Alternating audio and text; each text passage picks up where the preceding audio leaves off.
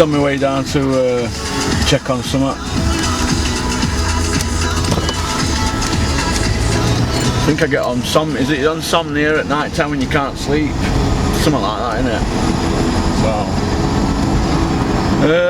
So, what an interesting day. The video went up about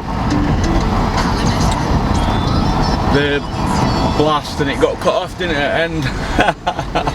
I never put part 2 up, so I'm going to do part 2 for you now. I think basically what I was talking about was the Tyson Fury fight, wasn't it, and the money. Now, what happens is, when you've got a fight of that magnitude, everybody wants to get paid, don't they? Now, if you're not going to get paid, what's point in having it? Do you know what I mean? If the funds are not there. Now, what's more than likely going to happen is Frank Warren's going to probably say to Tyson, look, if it does X amount, you're going to get this amount. So that's how they're going to work it. They're going to tell him that you're on X amount. Now, when you're getting that kind of dough, it's big numbers, isn't it? Now, personally, in my opinion, if Tyson boxer's clever, he's going to want X amount guaranteed, isn't he? Guaranteed, he's going to want it guaranteed. Now, if Frank Warren's saying, well, if it does this many buys, you'll get this much, that's no good to Tyson, because if it flops, he could be fighting for £2 million, couldn't he? And you know, by the time he's had his stoppages after £2 million, he's not really got much, has he? By the time you've paid everybody in your team and you know you've had all your stoppages and your tax and everything, so he's going to want to get paid, isn't he? He's going to want to get paid, but it's one of them things, isn't it? It's just harsh reality of boxing, I suppose. But you have to make sure funds are there now. Frank Warren is over a week late now, isn't he? Announcing the fight now. Frank said, and I quote, 99.9% done. They're now saying it's still done, but there's no announcement, no date. Are they just doing this to scupper Joshua's fight with Povetkin? I hope not. I think it'd be a bad trick, that, wouldn't it? But we're going to see, aren't we? We're going to see. It's one of them things, isn't it? I hope he gets paid. I hope he gets the money that he wants, because he's risking his life in there with Wilder. You know, he's hardest puncher in boxing, isn't it? He's heavyweight champ. He's knocking everybody out. He's got double knockouts, Joshua's got, hasn't he? Or double fights, double knockouts. They both more or less knocked everybody out, haven't they? But it's just one of them things, isn't it? But I hope he wins. I hope Tyson wins, but whether he does or not, I don't know. I think it's still maybe better in another year, and maybe that fight might happen next summer. Maybe this is just to lay foundations to build it up. If it doesn't happen this year, they're going to have egg on the face, aren't they? And every day that goes by, people are going to be thinking, what's going on here? There's fucking hazards on this, aren't there? People are going to be thinking, why ain't it happening, this fight? You know, all this talk, all this chit chat, no fight. No fight announced, but it was 99.9% done. What do they class as done? God, what are the classes done? So I don't know, but let's just check that everything is okay.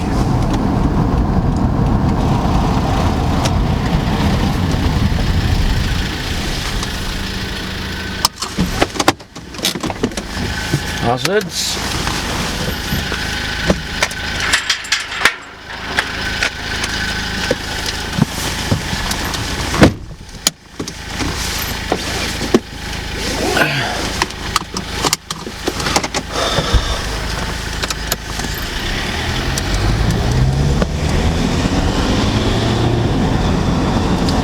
But yeah, let's just hope that they get done, they get paid. It's all become a bit boring now, Tyson Fury Wilder, hasn't it? It's not announced, they ain't got a date, they ain't got a venue. Looks to me like it could be a load of old pony. Because when you've got a fight of that magnitude, that they said these people are so easy to deal with, everything's agreed. Where's fight then? Where's signature? So let's draw a line under it. I wish Tyson all the best, but it's like I was saying to a certain few people the other night on phone, that whenever you've got old fish eyes involved in something, there's always a problem, isn't there? That's why Eddie Hearn's the man, isn't he? You know, that's why Eddie Hearn's the man. But let's go finish this video off now. Anyway, that's done that now. So right, I want to talk about video I put out yesterday, or put it out, I did it last night. I didn't put my face in it because I couldn't be arsed. Brook, Amir Khan. Now Eddie Hearn's come out and he looks like he's trying to force issue with both of them, innit? He's going to play one off the other. Now what you've got on Boxing Scene, if you look, it's not hard if you keep up to date. BoxingScene.com. Cliff Rold, he's the editor, nice guy. Go on to it and you'll see that Eddie Hearn says, and I quote, Brook might pinch the Pacquiao fight before Amir Khan if Amir wants too much money. So basically what they're saying is Brook is going to fight Manny Pacquiao for peanuts. Do you seriously think that's going to happen? Well, he's going to get his face smashed in, I think. Or there's a possibility of it, isn't there, against Pacquiao? A possibility, right? It'd be rinsing our side of it, because Pacquiao's 40-year-old now, isn't he, or thereabouts. Kell's in last chance saloon, isn't he, because of his injuries, but could have been one of all-time greats. And Amir Khan, well, if he wins at weekend, he's in pole position, isn't he? You're going to have Brook there at weekend, he's going to be jumping about ring again, and Amir's just going to turn around and come out with something like, look at him on my coattails still. It'll be somewhat cringe or horrible like that, won't it? Because you know what boxing's like, to sell the fight. And I feel for Brook in a way, because what has he really done wrong? He helped Eddie Hearn out, checking that Golovkin fight. Then he took that tough Spence fight, and he wasn't really a favourite in that, were he? So you go through all that, and now look at him. He's in a situation where they don't risk him more in certain fights. He's going to fight on Joshua's undercard, isn't he? But when he fights on Joshua's undercard, what's he going to do then? He's not going to be in with anybody any good, is he? On Joshua's undercard, they're not going to put him in with anybody who's going to hurt him, are they? It's going to be somebody who they know that Kell's going to beat. Nah. As far as I'm concerned, why don't they just get the Brook Amir Khan fight done and dusted, and let the fans have it.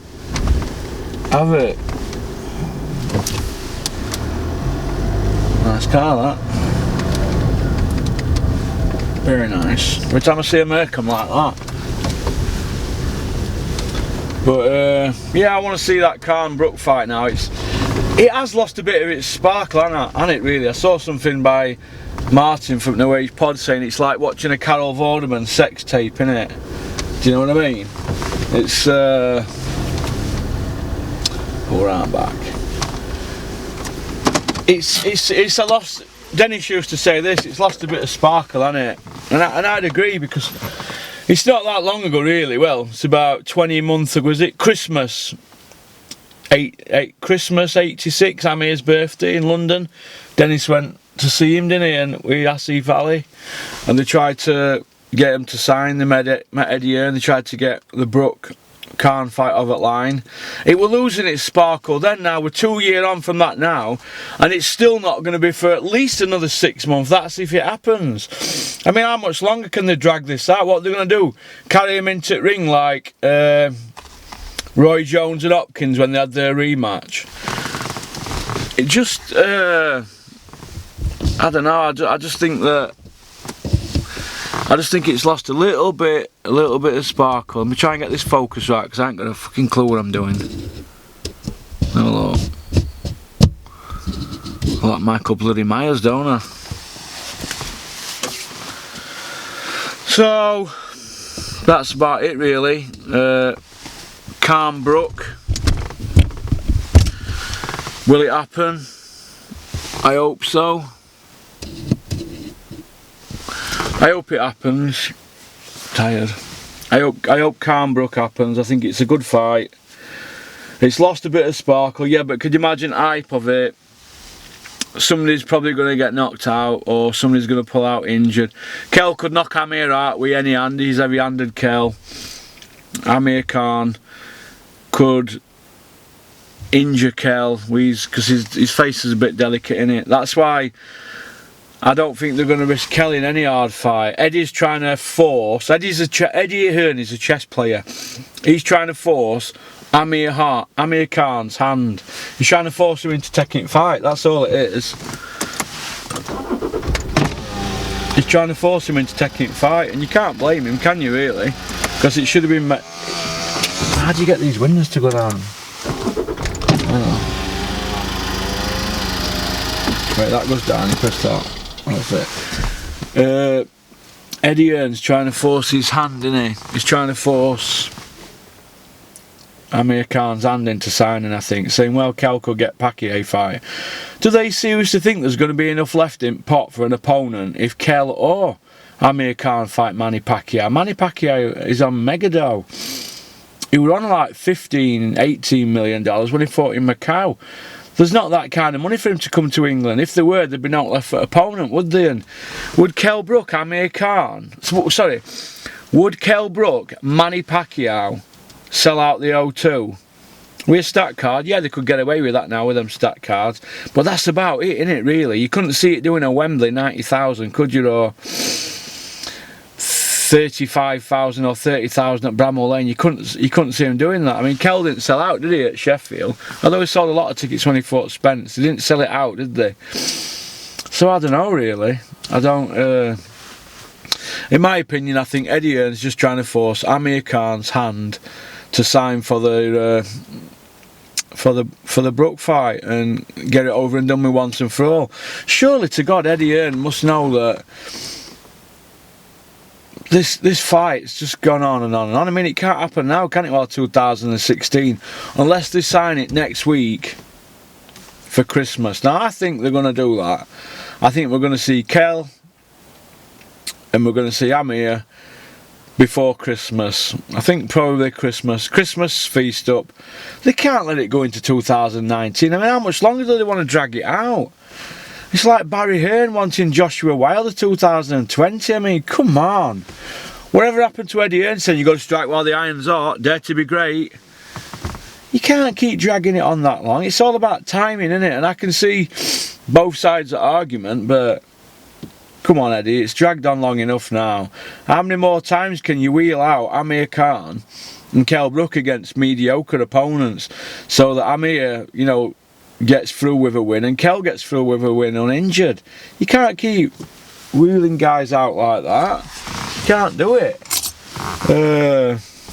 Anyway, it's become boring, Amir Khan and Kell Brook now, and it's a bit like Tyson Fury Wilder. They're just fights that us as fans, as hardcore fans, and that we want, and we're just being messed about, aren't we, really? You know, there's always a problem. It's usually people behind the scenes, isn't it? But I just want to see the fight happen. 15 minutes, 14 minutes, 30. What else can we talk about now? I'll mention this guy here who's how do we work this? I'm not very good with these Instagram things, me. Very good at all with computers. Let's have a look.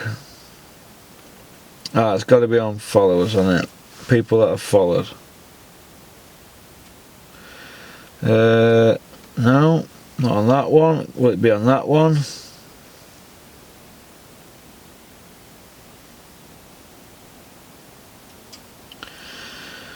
No. Gotta be on this one then, hasn't it? Oh, here we are. Is it? No. I'm not very good, am I? I was going to give somebody a mention then who's been in touch with me earlier on tonight. Is this it? No. I don't think it's on. No, it's not on. I can't work it out. I think that we're going to do a helmet video this week because there's loads of votes in on email. Loads. There's some new entries as well, but I don't know if they're going to go into the top 10. Some of them, if you see, I've got to be honest with you, aren't you? Some of them that are in, you won't think it, and it'll go to their heads. It'll go to their heads.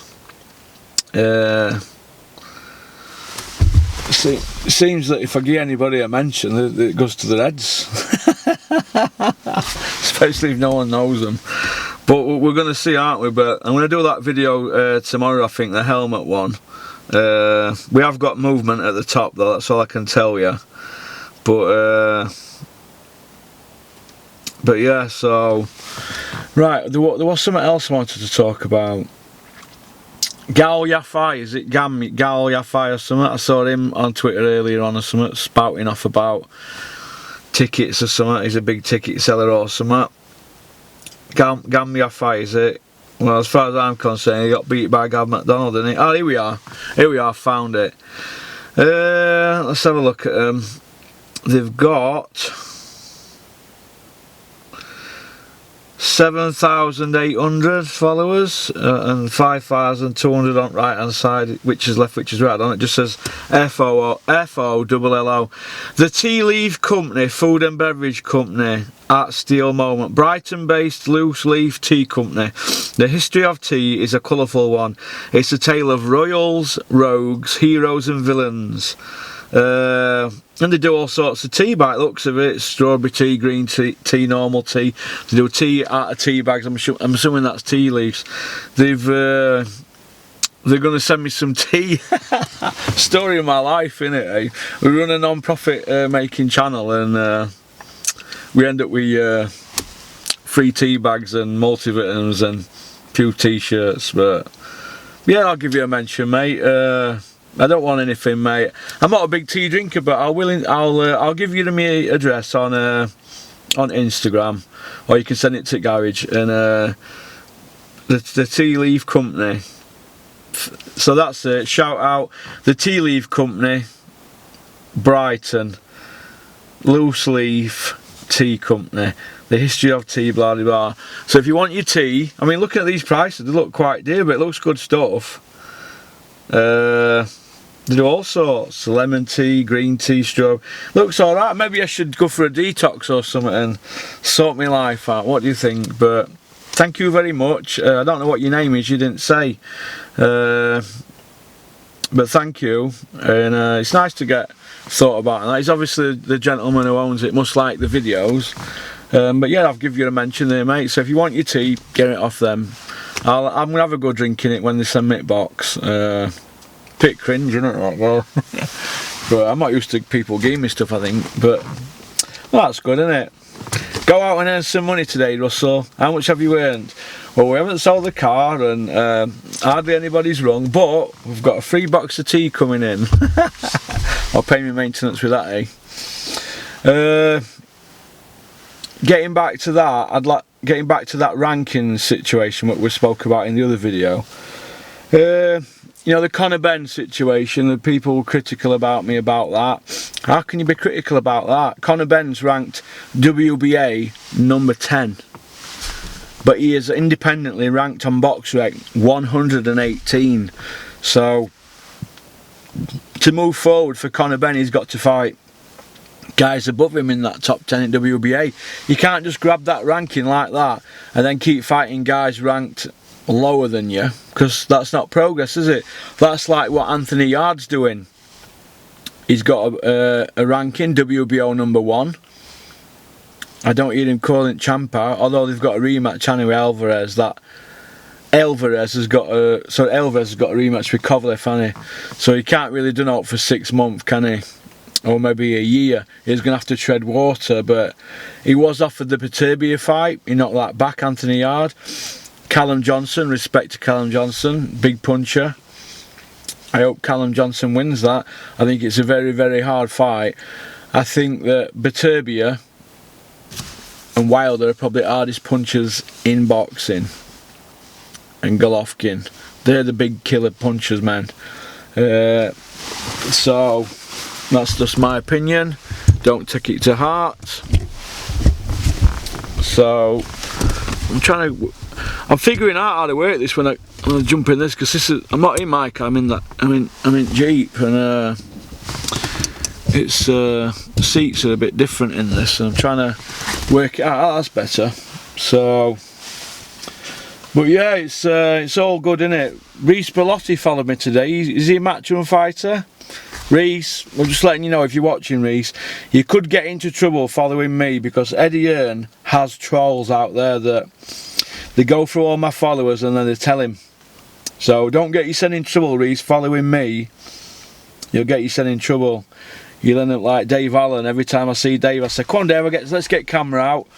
Dave Allen just does 100 metre sprint, doesn't he? But if you look on my earlier videos, I couldn't get rid of him, could I? I'm only joking, David. You'll get yourself a few quid out of boxing, Dave. It's an hard job, and it's a short-lived career, and make the most of it, David. Make the most of it, because nobody will do you a good turn in boxing, let me tell you. Everybody's out for themselves. It's a very, very hard sport to figure out at times, and very cold and ruthless. People can be your friend on a Monday, they can fall out with you on a Tuesday, then you'll hate them, and then on a Thursday they'll be your friend again. It's a dog business, so don't take it personally. Don't be like I did for the first 3 years when I was with Dennis, thinking, oh God, can't talk to this person, can't talk to that person. Just do your own thing and be opinionated, give your own opinion. If anybody's got a problem with it, fuck them, that's what I say. But I'll tell you what I will finish off with. Boxers from UK that didn't win a world title, who had skills to burn. You know, you can name some straight away off your head, can't you? Michael Brodie. Or did he win an IBO, Michael Brodie? I think he did, didn't he? Ryan Rhodes, probably most technically gifted boxer to ever come out of Great Britain. I think I've said it before on Channel Anna, when I first saw Ryan Rhodes fight, I was in prison doing 5 years. He came and sparred with one of my mates called Lee from Manchester in ring at Lindholm Prison at Christmas. We all paid £2 to watch. You probably get 200 people watching, and you know, you raise £400, don't you? 50 prison screws, pay £2 each. And we got £500 raised for charity, ain't you? That's good, isn't it? They'll give that money to Brendan Ingle, and then he'll drive off in his postman pat van and they'll give it to a charity. Ryan Rhodes, probably most technically gifted fighter this country's ever had. If Ryan Rhodes were fighting today, he'd be taking them Charlos to school and turning them on their head. I spoke at length about this with Robin Reed a few months ago, and he said, God, imagine Ryan today. Ryan Rhodes, could you imagine Ryan today, southpaw, like that? Oh my God, it'd be... there's a cop car there. No, we're not doing nothing wrong, am I? Old habits die hard. If Ryan Rhodes were fighting today, he'd be WBC world champion, wouldn't he? He'd have... Who'd beat Ryan Rhodes at £154 today? Boxing's all about timing, isn't it? I mean, Ryan beat a world champion, Paul Silky Jones, but there were only a British belt on the line, wasn't there? But who would beat Ryan Rhodes at £154 today? Who would beat Harold Bomber Graham at £160 today? There wouldn't be many, would there? I didn't think Bomber were an £168. I thought he were a fantastic middleweight. But if truth be known, in my heart, I really think he were an exceptional light middle, and I don't think he should have moved up. But obviously there's better people who in boxing who know more than me, isn't there? But I just think that Errol Bomber Graham were an exceptional fighter. But Ryan Rhodes, for me, was just sublime, man. I could watch Ryan Rhodes all day. He just used to dismantle people, and I remember when he fought Jamie Moore and everybody said, oh, he's going to get iced against Jamie Moore, because Jamie Moore was knocking everybody out, wasn't he? Just knocked Macklin out. And before he went into that fight, I told everybody, I said, listen, Ryan Rhodes, he'll beat Jamie Moore. He might not have punished us harder than Jamie Moore, but technically, oh God. Go watch some of Ryan Rhodes' fights. He's had such bad luck with timing, not timing in the fight with his punches, with the times he's fought coming back off after injuries and stuff. And when he first fought for a world title, Ryan, he'd only had 15 fights, I think. And they threw him in at deep end in a weight division that he were fighting a kid that when they got in the ring, he looked massive on Ryan that night in Sheffield. Otis Grant, but I thought that were too early for him, and the other times he fought for him, it was maybe at wrong time. He fought Canelo when he was at the end of his career, didn't he? And I thought he was unlucky against Jason Matthews, but like I said, Ryan were a light middle, not a middle. But he's an exceptional fighter. If you want to learn about boxing, go and watch how Ryan Rhodes dissects opponents. I could watch that all day, me. I'm turning into a Ryan Rhodes fanboy, aren't I? I'm worse than Frotch with Ryan Rhodes, because Frotch is all blood and guts, isn't he? Whereas Ryan Rhodes is, technically, if you're a purist like I am at times, I could watch him all day. People say Andre Ward's a purist, but for me, no. Too much holding, too many headbutts, too much running clock down. Ryan Rhodes, he don't hold, he don't headbutt. Technically very good, but I think he's greatest fighter we've had that's never won a world title. And I think he's an exceptional trainer as well. I'm not just saying that because I'm a fan of his, but I think he's really good. But Frotch is my number one. But he's obviously won a world title, hasn't he? Bomber Graham. I don't really. Michael Brody, I know he won an IBO. They're me three that I think could have gone on and done better. Dillian White, he's not bad, is he? He hasn't won a world title yet, but he hasn't fought for one yet, has he, Dillian White? And if you look, Dillian White's talking about having his third pay-per-view at Christmas against Chisora, or he hasn't fought for a world title yet. Is this how boxing's going? You can just get pay-per-views and you don't need a belt online, because I don't agree with that. It's like Tony Bellew makes a big thing about the fact he fought cleverly when he'd had 15, 16 fights. Now Ersk's only had that, hasn't he? Now Tony says he were a novice when he fought cleverly with 15 fights. Well, what's Ersk then? Tony either gets them when they're a novice or when they're over ill, like, hey, I want to see you fight one in middle, Tony. But maybe that were a bit harsh.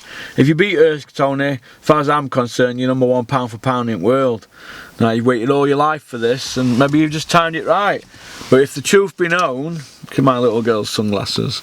If the truth be known, oh my God. If the truth be known, Tony Bellew's only really had one world title win. One world title win. And he's going into his fourth pay-per-view. Like I've just said to you, this is how boxing's going. It's all about what sort of image you've got outside. You can be not elite but still get pay-per-view, but you can be elite and not get a pay-per-view. Work that one out. We're on here 28 minutes, 29 minutes. All cameras from camera shops cut out at 30 minutes. You've got to press it again. So, but yeah, so keep on trucking. Shout out to, let's see if I can remember what they're called now. The Tea Leaf Company or something, was it? The Tea Leaf Company. The Tea Leaf Company, Brighton. Shout out to them. Shout out to Ali at Churchill's Tailors in Doncaster in SAS Digital. And shout out to my partner Rico, who does channel with me, and shout out to K Official as well, who've been helping me uploading the last couple of weeks, and that while Rico has a bit of a break. So, alright, I think that's about it. Peace out and keep on trucking.